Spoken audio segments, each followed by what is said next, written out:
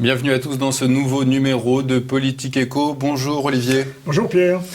Avec nous aujourd'hui Vincent Brousseau. Vous êtes diplômé de l'École normale supérieure, titulaire de 2 doctorats, l'un en mathématiques, l'autre en économie. Vous êtes responsable national de l'UPR et j'aurais dû commencer par là, en charge de l'euro, des questions monétaires et du retour au franc. Vous êtes également candidat pour les européennes, aux côtés donc de monsieur Asselineau qui est le président de l'UPR. Alors Vincent Brousseau, je voudrais avec vous et devant nos téléspectateurs mettre l'accent sur l'originalité de votre parcours. Parce qu'aussi bien, avec les diplômes qui sont les vôtres, vous avez été embauché par la Banque Centrale Européenne. Vous avez travaillé à la Banque Centrale Européenne et vous y avez appris beaucoup de choses, découvert aussi des choses, me semble-t-il, si je vous ai bien lu, et vous en avez démissionné. Démissionné pour des raisons que vous nous expliquerez, mais qui expliquent très bien votre positionnement sur, évidemment, la critique de l'euro et votre volonté de revenir au franc. Alors, donc ma première question sera la suivante. Y a-t-il eu, au sein de la BCE, un facteur précis qui vous a poussé à cette démission? Non. Il n'y a pas eu un facteur précis au sein de la BCE. J'ai commencé par dévier de l'idéologie que je croyais avoir, mais ça a commencé très tôt, puisque en 2005, il y avait, comme vous vous en souvenez peut-être, un référendum, oui, dont les effets ont ensuite été annulés. Par le traité de Lisbonne. Oui, exactement. Mais c'était les non qui avaient gagné. Et je me suis rendu compte, lorsque j'ai entendu les résultats, ou vu les résultats sur l'Internet, que la nouvelle me faisait plaisir, alors que normalement, elle n'était pas censée quand on est plaisir, oui. Au fonctionnaire à la BCE, on ne peut pas tout à fait se réjouir. Mais je me suis dit non. J'avais tendance à me réjouir, et donc là, j'ai vraiment pris conscience que j'étais plus en ligne avec l'idéologie que j'avais toujours professée. Et pourquoi vous vous réjouissiez du coup? Parce que j'avais changé d'idée. Sans le savoir, comme ça? Oui, c'était un phénomène progressif. D'accord. Mais est-ce que, par exemple, la BCE... Et j'en ai pris conscience à cette occasion. À l'occasion du référendum. Oui. Mais la BCE a violé pratiquement toutes les règles de sa fondation d'origine. Oui, enfin ça m'aurait pas gêné en soi. C'est pas parce que la BCE a violé toutes les règles de la fondation depuis sa fondation d'origine, ce qui pourrait être discuté. Mais je reconnais que vous avez un point. Mais c'est plutôt parce que à partir du moment où je ne me sens plus européiste, du coup, pour moi, ça devient une chose négative que la France voit sa souveraineté nationale reniée. Mais vous n'êtes plus européiste, c'est-à-dire vous n'êtes plus pour l'idée d'Europe? Non, je ne suis plus pour l'idée d'Europe. Je suis pour l'idée que la France recouvre l'entièreté de sa souveraineté nationale. Et excusez-moi Olivier, est-ce que c'est le fait de travailler à la BCE qui vous a fait changer d'idée? On ne peut jamais savoir. Écoutez, c'est une période qui a duré très longtemps. 15 ans. Donc et puis c'est une maturation qui elle-même a pris très longtemps. Donc il y a sans doute des choses que j'ai aperçues, vécues, vues à la BCE qui ont pu influencer mon parcours. Mais si on veut vraiment le résumer d'une manière succincte, non, c'est que, ayant compris que mon ancienne idée d'européisme n'était pas viable, je suis tombé sur le fait que... Mais alors, du coup, il faut préserver la souveraineté de la France. Et ça, je pense que ça aurait pu se produire en dehors de la BCE.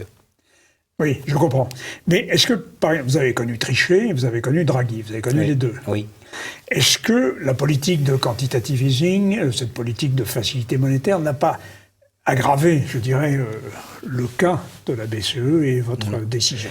Non, ça n'a eu aucun impact sur ma décision et ça n'a pas tellement aggravé le cas de la BCE. Vous savez que la BCE n'est pas la seule à faire du quantitative easing, donc pourquoi elle? Oui, en effet. Alors, à partir de cette expérience, qui est très riche, parce que vous étiez au cœur du dispositif monétaire européen quand même. Vraiment, la BCE, c'est vraiment le dispositif monétaire par excellence.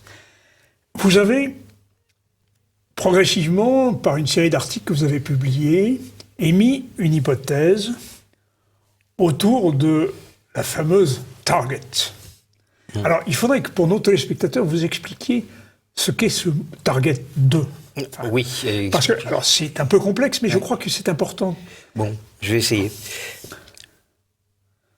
Voyez-vous, quand vous avez une zone monétaire où plusieurs banques centrales ont la possibilité d'émettre ce qu'on appelle la monnaie de base, que vous connaissez de votre vie d'avant l'euro sous la forme de billets surtout, mais qui a aussi une composante électronique, que vous n'avez jamais vue. Scripturale, disons non, électronique. Non, électronique, oui. Oui, enfin, maintenant c'est tout électronique. Oui, c'est ça, les écritures électroniques. Voilà, donc normalement, ce système fonctionne à condition qu'il y ait qu'une seule banque centrale, qui ait le privilège d'émettre de la monnaie légale. Voilà. À partir du moment où vous en avez plusieurs... Donc, les banques centrales des différents pays d'Europe. De la zone euro. D'accord. À partir du moment où vous en avez plusieurs, si vous voulez que les unités monétaires, donc disons l'euro pour parler concrètement, émises par l'une soient pareilles que celles émises par l'autre, c'est-à-dire si vous voulez faire en sorte qu'elles valent toujours 1 pour 1, si vous voulez faire en sorte qu'un euro de la Banque d'Espagne soit toujours de même valeur qu'un euro de la Banque d'Allemagne, alors qu'ils sont émis par deux instituts disposant du même privilège légal, sur des juridictions différentes, sur la juridiction espagnole et sur la juridiction allemande, eh bien, puisqu'on ne peut pas contrôler à la fois les prix et les quantités, ça implique d'une manière mathématique, logique, inexorable, qu'il y ait la constitution progressive de dettes et de créances entre ces banques centrales. Alors, créance, pour les téléspectateurs qui ne connaissent pas, c'est en fait l'image miroir d'une dette. Si par exemple ce monsieur-là me doit 1 000 euros, il a une dette de 1 000 euros envers moi, et moi j'ai une créance de 1 000 euros envers lui. Oui, ce qu'on ne sait pas en général, c'est qu'une dette, c'est pas une seule unilatérale. Il y a deux parties. Oui. Il y a toujours deux parties. C'est ça. Et pour l'autre partie, c'est la créance. Voilà. Une créance, une dette. Et quel est le problème, justement? Donc des dettes et des créances se constituent entre ces différentes banques centrales, d'accord? Ce qui ne peut pas être dans le cas d'une zone où il y a une seule banque centrale, elle ne va pas se devoir elle-même. Voilà. Alors, le problème est que, comment est définie la monnaie légale? La monnaie légale est définie comme étant la dette à vue de la banque centrale. Oui. Donc, le fait que se constituent des dettes et des créances entre les banques centrales peut poser un problème à partir du moment où elles deviennent trop grosses. Dans la mesure où, si la Bundesbank reçoit de l'argent de la Banque centrale d'Italie, c'est sous la forme de reconnaissance de dette de la Banque centrale d'Italie, dont elle n'a que faire, parce qu'elle est aussi émettrice de l'euro. Ça ne lui apporte rien d'avoir des créances sur la Banque centrale d'Italie. Surtout que ces créances ces dettes créances étant reportées chaque jour d'un jour de plus, c'est comme si, je vous donne un exemple, vous êtes un hôtelier. Moi, je suis un client. D'accord? Et je paye ma pension chez vous, régulièrement, mais sous la forme de reconnaissance de dette, de moi à vous. Et puis, tous les jours, ou toutes les semaines, enfin, quand on fait le bilan, je vous restitue des reconnaissances de dette en paiement de mes précédentes reconnaissances de dette et des reconnaissances de dette pour la semaine écoulée. Donc vous voyez votre tas de reconnaissances de dette avec ma signature augmenter. Vous êtes l'hôtelier, mettez-vous à la place de l'hôtelier. Au bout de combien de temps? Je suis un peu inquiet. Au bout de combien de temps vous serez un peu inquiet? Ça dépend. Ça viendra assez vite. Oui. Et c'est en fait ce qui se passe forcément à partir du moment où vous avez des différentes banques centrales qui émettent la même monnaie et qu'il faut garder à 1 pour 1. Oui, mais il n'y a pas... Enfin, pour l'instant, c'est 1 pour 1. Mais on sait que l'Allemagne accumule des créances et que les pays du Sud, grossièrement, accumulent des dettes. C'est ça. Oui, c'est pour schématiser. C'est ça, c'est schématiquement ça. Oui. Donc, vous vous dites qu'à un moment, fatalement, 1 euro allemand, ça ne sera pas 1 pour 1. Vaudra plus qu'un euro espagnol ou portugais. Non, vous ne vous le dites pas parce que la loi est que... La loi interdit ces choses-là. Ça pourrait durer très longtemps. Mais si vous êtes à la place de l'hôtelier, enfin de lui, enfin de la Bundesbank, car vous étiez la Bundesbank dans cette histoire, vous pouvez avoir des arrière-pensées qui laissent... Voilà, des arrière-pensées. Oui. Et du coup, Vincent Brousseau, je vous ai lu, vous affirmez dans l'un de vos articles que c'est pourtant les Allemands qui n'ont pas intérêt aujourd'hui à rester dans l'euro, alors que c'est pourtant aujourd'hui les Allemands qui sont créanciers. Donc... Oui, ils sont créanciers, mais de créances du genre de celles que je vous donne quand je vous paye la note d'hôtel. Donc, vous êtes hôtelier. C'est pas hôtelier, même. C'est pas tellement avantageux. Oui. C'est en fait une créance fictive puisqu'elle ne pourra jamais être remboursée et puis qu'on ne peut jamais l'exiger parce que si on l'exigeait tout ce qu'on pourrait obtenir, c'est un repaiement dans la même chose. C'est-à-dire une nouvelle... Créer une reconnaissance de voilà, dette c'est ça, exactement comme l'hôtelier. identique à celle que... Donc, c'est pas intéressant d'être un créancier comme ça. Donc en fait, c'est le problème de fond de l'euro, ce C'est ça, le problème de fond. Et c'est vraiment intrinsèquement lié au problème de fond de l'euro. À partir du moment où vous avez choisi... Et ça, c'était de la faute des Allemands, d'ailleurs. À partir du moment où vous avez choisi de construire l'euro tel qu'il a été construit, avec plusieurs banques centrales qui conservent le privilège d'émettre la monnaie légale, c'était inévitable que ça vienne un jour. Vous expliquez d'ailleurs, Vincent Brousseau, qu'à la création, au moment de la création de l'euro, il y a eu 2 projets qui ont été mis en place, l'un français, l'autre allemand, et c'est justement l'actuel, le projet allemand qui a été retenu. Mais justement, est-ce que vous pourriez nous expliquer comment aurait fonctionné le système français et comment aujourd'hui on fonctionne le système français? La grande différence entre les deux, c'est que dans le système français, les banques centrales nationales telles que la Banque de France, la Bundesbank, etc., perdaient le privilège d'émettre la monnaie légale. Seule la BCE l'avait. Et ça aurait été une construction beaucoup plus solide et beaucoup plus difficile à défaire. C'était la conception française. Oui. Curieusement. Et la conception allemande était donc de conserver aux banques centrales existantes ce privilège d'émettre la monnaie légale, en plus l'accorder à la BCE en tant que telle, qui est une institution séparée. Mais ça, c'est un point de détail. Mais surtout le conserver à celle qui l'avait déjà. Ça, c'était la faiblesse. La faiblesse cachée. Et ils l'ont fait. Précisément pour cette raison. Parce qu'ils n'étaient pas sûrs d'aimer bien l'euro tout le temps, les Allemands. Les Allemands, ils n'étaient pas sûrs. Et donc ça constituait une porte de sortie cachée. C'est en quelque sorte qu'ils nous ont fait un euro prédécoupé selon les pointillés, où il est assez facile de... Mais pourquoi qui a au final voté ce projet allemand C'est pas voté, c'est pas un truc choisi en tout cas. Oui. Au détriment à un du projet moment, français. vous avez les responsables politiques ou les responsables de banques centrales de haut niveau qui acceptent les conclusions de leur staff. Ah oui, voilà. Donc en fait, ce sont des... Et il est aussi vraisemblable qu'avant que ces travaux du staff aient commencé, les staffs des différents pays aient reçu des instructions de la part de leurs échelons supérieurs. Puis quand c'est revenu à une mouture finale, ça a été validé d'abord par des techniciens.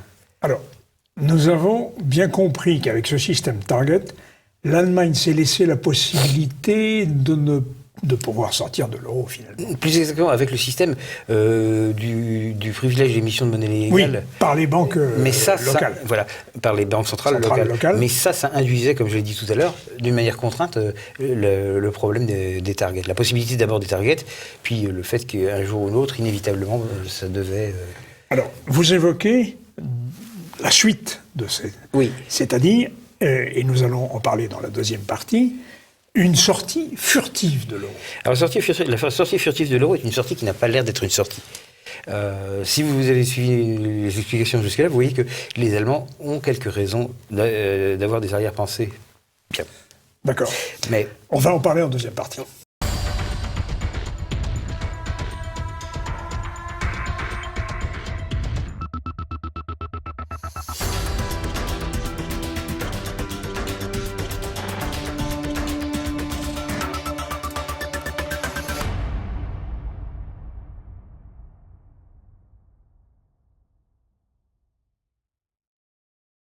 Alors, chers téléspectateurs, avec Vincent Brousseau, économiste démissionnaire de la BCE, membre de l'UPR, nous évoquons la question d'une sortie furtive de l'Allemagne du système de l'euro.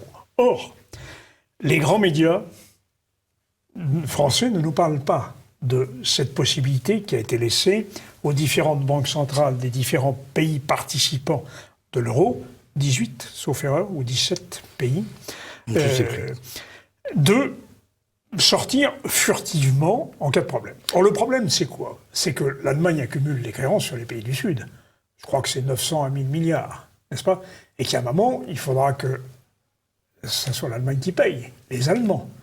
Et par conséquent, les employés, les ouvriers, les salariés, la classe moyenne risquent de payer ces dettes, n'est-ce pas? Je ne me trompe pas. Oui. Or, là, nous savons maintenant que les conseillers financiers de la CDU ont émis des rapports extrêmement précis sur le refus que la Poméranie paye pour la Normandie et que, évidemment, on puisse progressivement se dégager de ces dettes. Et pour ce faire, il faudrait se dégager de l'euro, si je vous ai bien compris. Oui, oui. Bon, c'est vrai que vous verrez pas ça dans beaucoup de télé françaises, mais il y a plusieurs raisons. L'une d'entre elles est que les télés dans notre pays sont assez macronistes, européistes et favorables à l'euro. Par conséquent, ils ne vont pas vous dire, enfin le téléspectateur français va être tenu dans l'ignorance du fait que vous avez des Allemands de toute première catégorie, des gros calibres, Oui, oui. qui ne sont pas connus pour leur affection pour l'euro. Mais alors, ça va même plus loin que ça. Et les Français continuent d'ignorer que 4 banquiers centraux allemands majeurs ont pris position contre l'euro. Donc ça devait être... alors il y avait Weber de la Bundesbank, il y avait Stark de la BCE, il y avait Schlesinger qui avait été aussi de la Bundesbank, et puis bien entendu il y a l'actuel leader de la CDU, de la Bundesbank, la Bundesbank. qui est l'inventeur du concept de sortie furtive dont on parlera un peu plus tard. C'est Weidmann. Weidmann. C'est ça. Donc, regardons un petit peu. C'est comme si vous aviez Trichet, ancien gouverneur de la Banque de France, et 3 autres Trichets, enfin 4 Trichets, qui avaient pris position contre des choses importantes pour la Banque de France, ou contre. C'est quand même quelque chose qui devrait avoir de l'importance. Et en France, on ne le sait pas du tout. Donc, j'aimerais glisser un mot là-dessus. Je vous en prie. Oui. Alors, vous avez M. Weber. Weber a dû démissionner vers 2011 de la Bundesbank. Et C'est la banque allemande, la banque c'est centrale l'équivalent allemand de la Banque de France. Et dans le courant de la même année, me semble-t-il, en tout cas pas très longtemps après, il a expliqué que c'était parce qu'il n'était pas d'accord avec la politique monétaire européenne et qu'il aurait été contraint, s'il n'avait pas démissionné de son poste de chef de la Bundesbank, d'endosser des décisions qu'il les approuvait. Alors Jürgen Stark était c'était moins de plus 5, c'est-à-dire que c'était le chef du chef du chef du chef de mon chef. Donc Quand vous étiez à la BCE. Vous l'avez donc connu. Oui, oui, vaguement. Enfin, il y avait quand même une grande différence hiérarchique entre lui et moi, mais je vois qui c'est, oui. Et Stark a démissionné de la BCE, et peu de temps après, c'était en 2011 encore, Oui.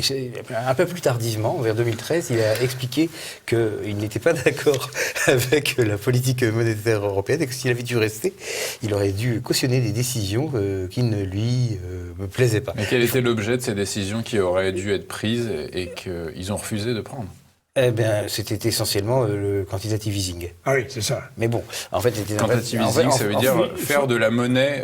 Racheter les obligations d'État. Et puis aussi le fait de mutualiser les dettes par le biais. Parce que dans le quantitative easing, vous pouvez faire racheter les banques centrales, par les banques centrales d'un pays, les dettes d'un autre pays. Il n'y a pas de protection contre ça. Ouais. Donc ça ne lui plaisait pas. Et Stark a c'est un petit peu comme si le pape avait dit que finalement, il trouvait que la franc-maçonnerie c'était très bien et qu'on l'avait injustement dénigré. C'est à peu près cet ordre-là. Ouais. Et non content d'avoir dit ça, M. Stark a en plus co-signé un appel de 154 économistes qui a eu lieu l'année dernière, à peu près à la même époque de l'année, dans lequel ces gens prenaient des positions. C'était tous des économistes universitaires de haut niveau allemand, et lui, il est co-signataire, dans lequel ils expliquent que l'euro c'est pas bien, qu'il faut l'amender de telle ou telle façon, et dans les amendements prévus, il y a cette histoire de sortie furtive dont nous parlerons plus tard. Voilà. Donc notre ami Stark, qui était quand même censé représenter l'orthodoxie absolue, hein, le représentant allemand au directoire de la BCE, est en fait un hérétique de la pire espèce. Ça, les Français ne le savent pas. Est-ce qu'on s'arrête avec Stark et Weber? Eh ben non. Il y a encore Schlesinger. Oui. Schlesinger, qui était gouverneur de la Banque centrale allemande aux alentours de quand il y a eu la réunification. C'est Schlesinger qui a créé l'économiste, qui a lancé le professeur Zinn sur la piste des targets. Ah oui. Zinn n'en avait aucune idée. Et à beau jour, Schlesinger, donc ancien gouverneur de la Banque centrale allemande, qui normalement fait attention à ses propos, ne dit pas n'importe quoi, Oui. tire Zine par la manche et lui dit « Dites donc, professeur, est-ce que vous avez remarqué ça Vous voyez ce truc-là dans le bilan des banques centrales nationales est-ce que vous ne voyez pas les implications? Est-ce que vous ne remarquez pas une dynamique curieuse ?» Et c'est alors que seulement Zine est devenu le spécialiste des targets que l'on connaît outre-Rhin. Il a été fabriqué par Schlesinger. Est-ce que Schlesinger, ancien gouverneur de la Bundesbank, apparaît avoir eu un comportement très pro-euro en faisant ça? Pas tellement. Et le quatrième banquier central allemand C'est de haut Weimann. rang, c'est Weimann soi-même. Oui. Weimann qui a inventé le truc de la sortie furtive dont nous allons parler. Alors je crois qu'il faut en parler. Oui, Il faut alors vraiment parlons-en. parler de cette sortie furtive parce que, paradoxalement, on n'aura pas une annonce à la télévision. Non. L'euro, c'est fini. Non.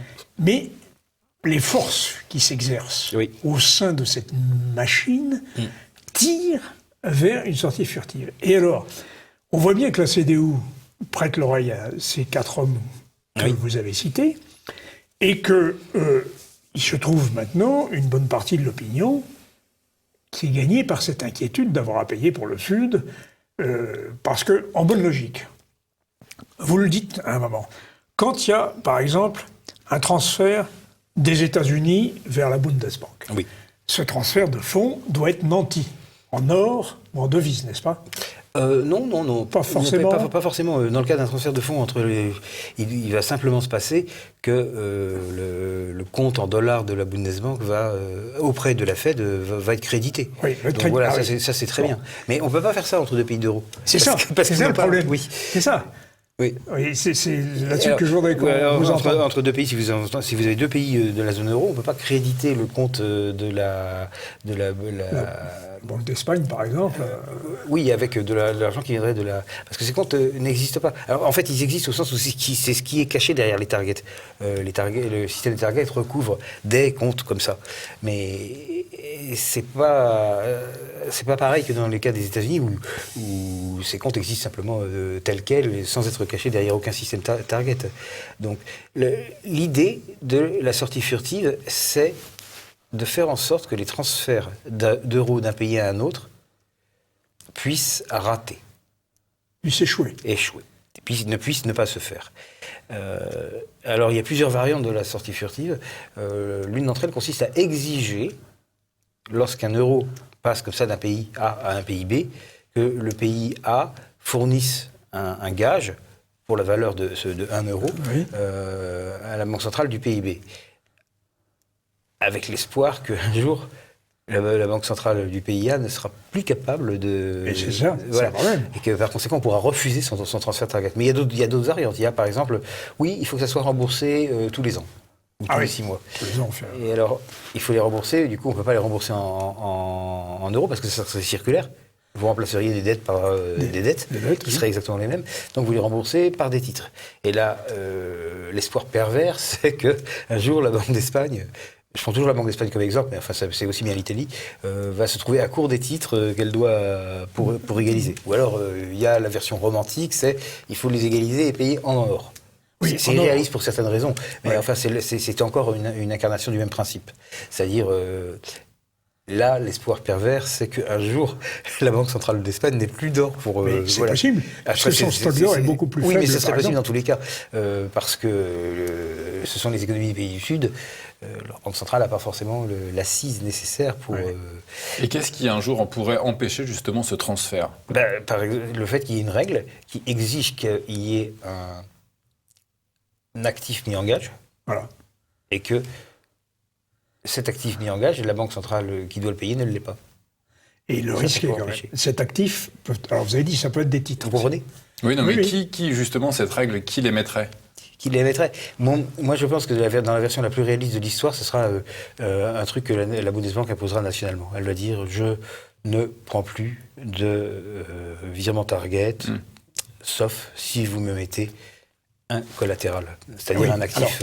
Et ça, C'est- c'est concrètement, si elle devait prendre cette règle, ça devrait intervenir quand? Oui. En tout cas, elle ne va pas vous le dire avant. Mais, Oui, non, sûrement mais- pas. mais c'est une idée qui a été émise il y a 7 ans, donc vous voyez, ça peut encore prendre un peu de temps. Cette idée a été émise par Weimann, et c'est pour ça qu'on peut le considérer comme le père de l'idée de sortie furtive. C'était une lettre qui a été publiée le 29 février 2012, et donc elle avait été envoyée quelques jours avant, lettre de Weidmann à Draghi, dans laquelle Weidmann disait « J'ai une idée, et ça serait très bien si on exigeait le nantissement des... » Voilà, c'est ça. Alors, naturellement, Draghi, qui sait réfléchir, a immédiatement vu le danger, enfin oui, même l'intention, je crois. Pas seulement le danger, mais oui, l'intention. Oui. Et donc, il a dit non, on ne fait pas ça. Mais Weidmann avait posé un jalon.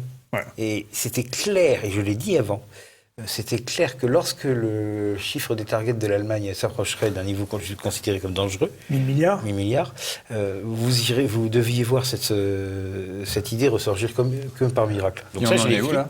Eh bien, l'idée a effectivement ressurgi comme par miracle alors que les targets se sont approchés d'un niveau dangereux. Et c'est pourquoi vous avez ces manifestes d'économistes, dont celui co-signé par Stark, dont je parlais tout à l'heure, et d'autres qui appellent à un système qui est équivalent ou qui est exactement la même chose que d'exiger du nantissement pour les paiements des dettes target. Et qu'est-ce qui se passerait concrètement si ce Qu'est-ce qui se passerait concrètement si ça se faisait ? Si ce transfert ne peut plus se faire, justement. Il se produirait la chose suivante. Bien entendu, les gens qui ont besoin d'envoyer des euros d'Espagne en Allemagne en ont besoin de toute façon. S'ils ne peuvent plus passer par le système target, ils vont passer par le système normal, celui qui existait avant la zone euro, celui qui existe toujours sur le reste de la planète, qu'on appelle le système des banques correspondantes. Oui. Mais le problème avec le système des banques correspondantes, c'est que là, il n'est plus question d'un taux fixe de 1 pour 1. Et voilà. Donc, il se produirait que, par ce système-là, on enverrait, par le débit de 1,003 espagnol, un crédit de 1,000 allemand en Allemagne. Et alors, le cours de l'euro espagnol contre l'euro allemand serait 1,003. Il aurait commencé à varier. Voilà. Et ça veut dire que ça serait la fin de la monnaie unique. Alors le téléspectateur de TF1 ne s'en rendra pas compte, mais le trader d'une salle de marché s'en rendra compte. Tout de suite. Et vous verrez apparaître à ce moment-là sur les écrans Reuters et Bloomberg des rigs et des tickers spéciaux analogues à ceux qu'on utilise pour montrer les cours de change entre différentes devises, ressemblant par exemple à EUR, ESP, GER égale. C'était une idée de nom qui suit la syntaxe reutérienne, et où vous verrez un chiffre proche de 1, mais pas tout à fait égal à 1, clignoté, 1,0011, 1,0012, 1,00. Et c'est plus 1 euro pour 1 euro. Et alors, la monnaie unique n'est plus unique. Donc ça veut dire que, de facto, l'union monétaire n'existe plus. Et ça veut dire que tous les financiers de la planète le sauront, mais je pense que vous pourrez revoir pendant longtemps à la télé française des économistes expliquer que l'euro est toujours là et inventer je ne sais quelle langue de bois pour... Mais celui qui est dans la salle de marché et qui est devant son écran d'ordinateur et qui voit ce qui se passe... Il le sait, il le sait que c'est la même chose. Et donc, par conséquent, il va se dire... Il commence à avoir une perle. Ça ne l'angoisse pas, mais il va changer son comportement, en ce sens qu'au lieu d'avoir une trésorerie en euros, il aura 20 trésoreries dans les 20 sortes d'euros qui existent. Donc, et donc, l'euro explose. C'est pas qu'il explose, c'est qu'il cesse d'être une seule chose. D'accord. En fait, les monnaies nationales, les monnaies nationales s'appelleront à ce moment-là toutes euros, mais ce sera quand même les monnaies nationales. Alors, est-ce que, justement, dans cette perspective... Et puis, c'est subtil parce que vous ne pouvez pas, enfin, si vous n'êtes pas spécialiste, vous ne pouvez pas voir le lien entre la mesure technique proposée avec tant d'innocence par M. Weidmann et le résultat cataclysmique que ça va avoir. Le cataclysme. Voilà, c'est ça. Donc, avec ça, on peut, je crois, classer Weidmann sans conteste dans les anti-euros, même s'il dit le contraire. Ah oui. Oui. Mais donc, on va essayer d'examiner les conséquences de tout ça en dernière partie. Mais en attendant, nous avons compris quand même que derrière un euro espagnol, il y aura une valeur espagnole, et derrière un euro allemand, il y aura une valeur allemande. Non, pas exactement. Pas tout à fait. Ce qu'il y aura derrière un euro allemand, ce sera la signature de la Bundesbank, qui est une signature, qui n'est pas une valeur. Oui. Et derrière un euro espagnol, ce sera la signature de la Banque espagnole, qui n'est évidemment pas la même. Est-ce que c'est pas un surcoût ? Il n'y a pas un surcoût, du coup, dans les transactions? Parce que le problème, c'est les échanges européens, quand même. Non, ça fait juste, en fait, exactement comme c'était avant. C'est-à-dire, quand on avait des monnaies différentes, oui, il y avait un surcoût au sens... le coût du change, au moins? Oui, c'est ça, le coût du change. Mais c'est tout. Oui. Et c'est quand vous faites des transactions avec l'Angleterre. Oui, exactement. Voilà. Oui, ou avec la Suède, ou avec la Suisse, ou avec le Danemark, même, qui n'est pas dans l'euro. Exactement. Oui, d'accord. Donc il y a un coût, mais qui a considérablement baissé depuis. Maintenant, ça pèse plus grand-chose. Et puis, de toute façon, on voit bien que c'est pas parce que deux pays ont une monnaie différente qu'ils ne commercent plus entre eux. On avait cru comprendre pourtant qu'avec le départ de la Grande-Bretagne, ça allait être la catastrophe pour le commerce. Il faut arrêter ces bêtises. Et la Suisse, alors, c'est la catastrophe? Ah oui, bien sûr. Et la Suède, et le Danemark, et la Non, mais en plus, Pologne. il faut penser aussi aux pays qui ne sont pas européens. Enfin, Oui, bien sûr, a fortiori. les États-Unis, par exemple, ne font pas partie de l'Union européenne. C'est pour cette raison qu'on ne va pas traiter avec... Non, j'ai cru comprendre que, en effet, on traitait avec l'Amérique. Mais justement, vous évoquez un moment cette question dont nous allons peut-être parler en troisième partie, c'est la dédollarisation du monde. Est-ce que c'est lié, malgré tout, au problème de l'euro? Parce que le dollar joue quand même un rôle dans l'espace monétaire européen. Alors moi, mon opinion personnelle, puisque vous m'interrogez là-dessus, c'est qu'il n'y a pas de dédollarisation et que ça ne va pas arriver. Ça ne va pas arriver. Enfin, ça va arriver peut-être dans quelques siècles, quand les États-Unis auront vécu toute leur vie de grande puissance. Évidemment, rien n'est éternel, mais ça ne va pas arriver de notre vivant, je pense.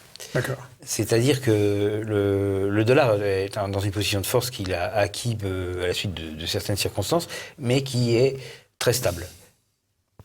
Ce qui se passe essentiellement, c'est que si vous prenez toutes les bases monétaires, enfin toute la monnaie centrale de tous les pays, que vous faites la somme, et que vous mettez ça au dénominateur, et que vous prenez la base monétaire des États-Unis au numérateur, et ben il se trouve que ça fait plus que... ça fait plus que 50%. Et donc, en tout cas, c'est beaucoup plus que ce que pourrait faire n'importe quelle autre monnaie. Et ça justifie à soi tout seul que les gens, même ceux qui n'aiment pas les États-Unis, même ceux qui souhaiteraient la dédollarisation, même ceux qui fantasment sur la fin du dollar, quand ils ont à faire une transaction internationale, ils sont réglés en dollars. Alors, nous allons... Ça n'arrête jamais.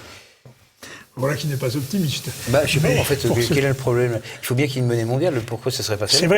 C'est vrai, mais on vous objectera que assorti au dollar, il y a des obligations de commercer ou de ne pas commercer avec les pays. Alors ça, c'est autre chose. C'est le principe des lois extraterritoriales. Voilà. Les États-Unis utilisent une position de force qui utilisent leur position de force en disant, voilà, j'ai fait des lois qui sont censées s'appliquer même en dehors de mon territoire, et puis ceux qui désobéissent, je saurais les ennuyer à titre de punition. Par exemple, je ferai sauter les licences bancaires de leur banque sur mon territoire. Voilà. Alors, ça, c'est simplement un abus de force, mais c'est pas typiquement monétaire, quoi. C'est pas institutionnel. C'est un abus de force lié à la puissance dominante. Voilà, c'est ça. Si l'Angleterre était dominante du monde, elle ferait pareil. Elle l'a fait d'ailleurs. Et d'ailleurs, elle l'a fait, oui. Oui, c'est pas proprement lié au fait que c'est la monnaie. C'est simplement. C'est le privilège de la puissance. C'est le privilège de la puissance, voilà. Ouais. Et ça ne va pas s'arrêter. Bon, alors nous allons faire une pause et nous allons évoquer quand même, revenir à l'Europe, pour voir comment nous allons pouvoir échanger en Europe. Et si le Brexit, et pourquoi pas le Frexit, s'annonce comme une apocalypse, ou comme quelque chose d'assez furtif, comme la sortie de l'euro, que vous venez de nous expliquer.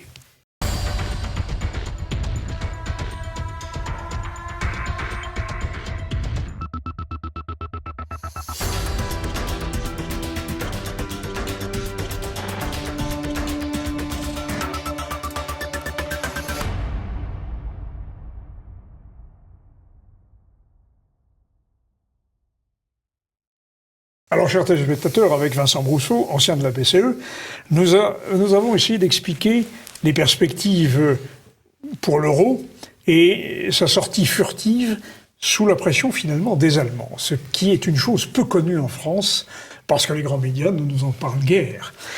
Maintenant, nous aimerions, avec vous, Monsieur Brousseau, essayer de comprendre, en cas de sortie, évidemment, furtive, comment nous pourrions aller vers les échanges européens. Vous nous avez déjà dit que, après tout, on reviendra comme avant.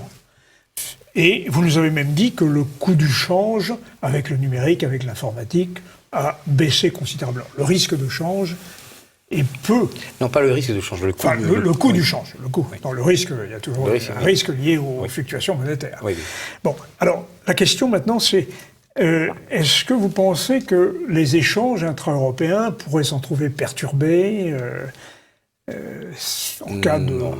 Non, je pense pas. Mais il ne faut pas oublier que si on regarde l'hypothèse d'une fin de l'euro, il y a quand même deux scénarios différents.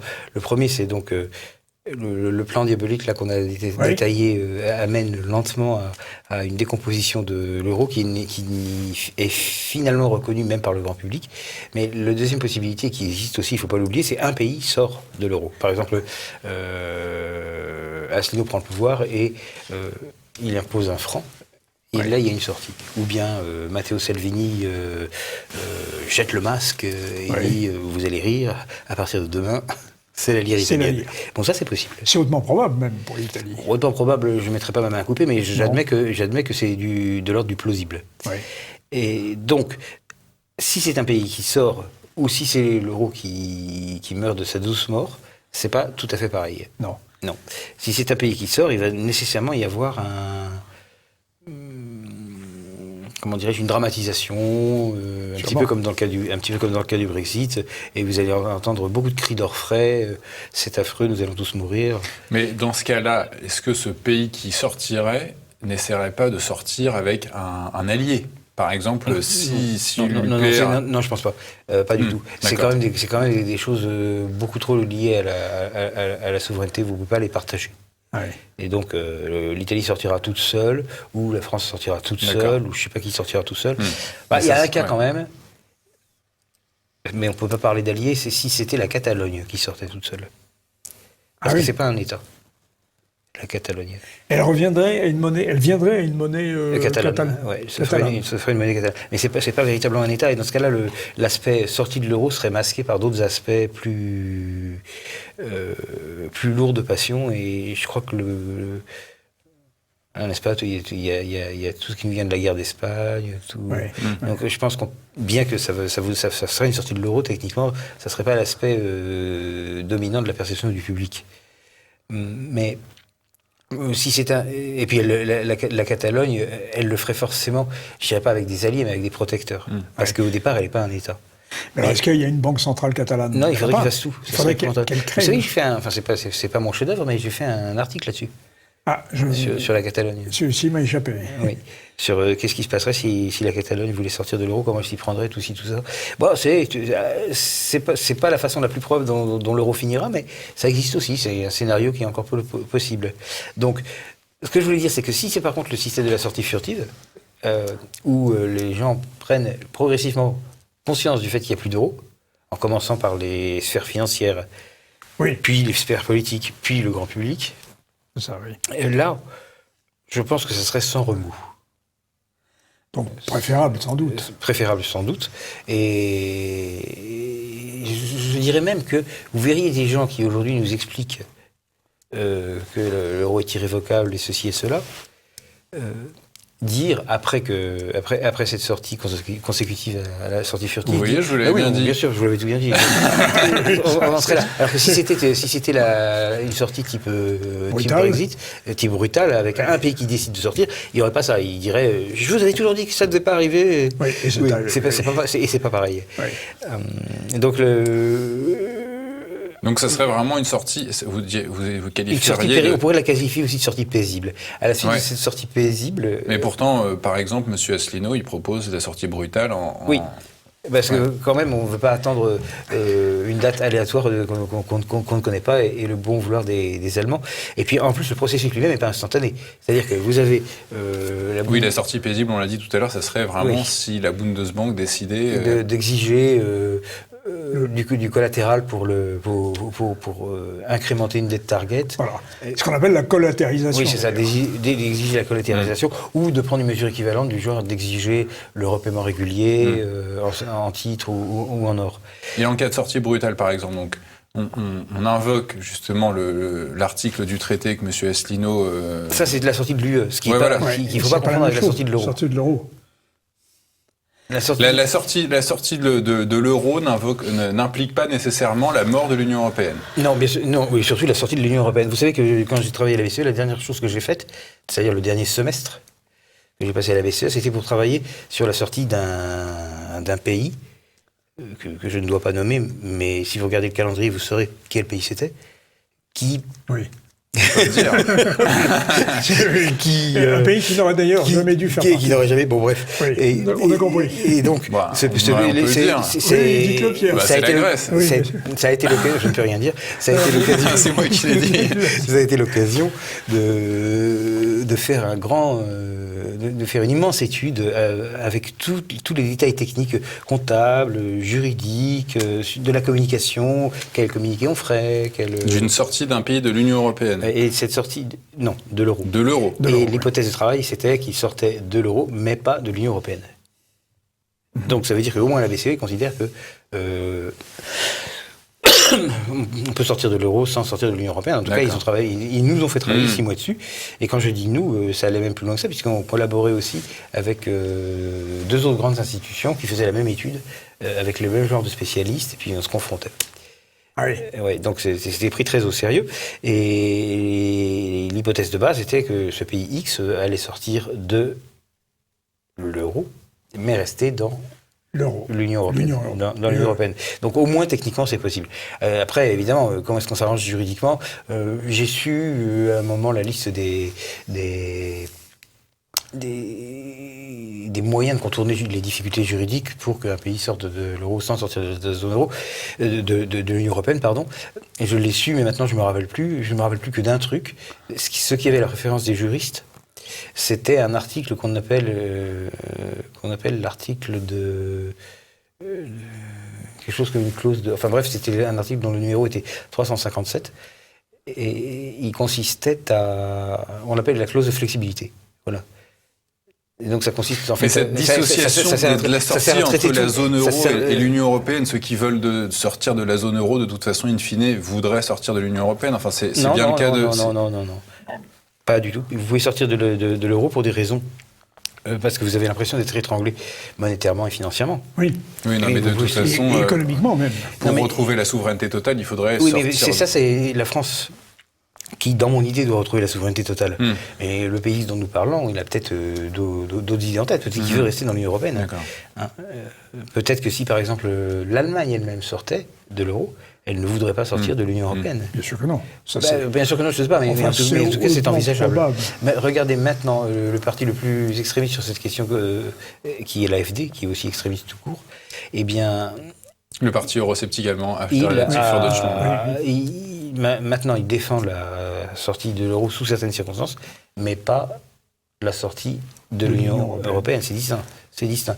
Non, c'est véritablement le programme de l'UPR qui veut la sortie de l'Union européenne aussi, pour la raison que nous voulons récupérer l'intégralité de la souveraineté monétaire. Oui. Alors, des souverainetés. Dans cette analyse d'une sortie furtive, est-ce que la BCE a encore une existence? Oui, pourquoi pas. Oui, elle reste... Elle va rester une coquille. Vous savez que la SDN est morte après l'an 2000. Oui, c'est vrai, elle a duré plus... Oui. L'ancêtre de la société de l'ONU, la Société des Nations. Mais c'était un ancêtre bien vivant. Au moins formellement, il n'était pas dissous. Oui, il y avait des... je crois que la raison pour il y avait des fonctionnaires qui travaillaient à la SDN. Oui. Oui. Et ils travaillaient en fait à payer les pensions des autres fonctionnaires de la... Ça, c'est extraordinaire. Et là, il y avait quand même l'Organisation internationale du travail qui était à Genève et qui était un organe de la SDN. Autant que peut-être, oui. Qui continue à fonctionner. Bon, mais il n'a pas été récupéré par l'ONU. Ah bah oui, bien sûr. Donc oui, voilà. Mais qui était proprement SDN, c'était cette histoire de... Donc elle a fonctionné à vide, quoi, en quelque sorte. Et alors, pour les achats extérieurs... Oui.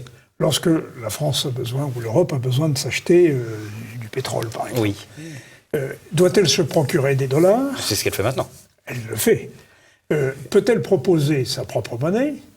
Elle le peut, mais... Bon. Les Deutsche Mark, est-ce qu'elle peut encore proposer des euros? Non.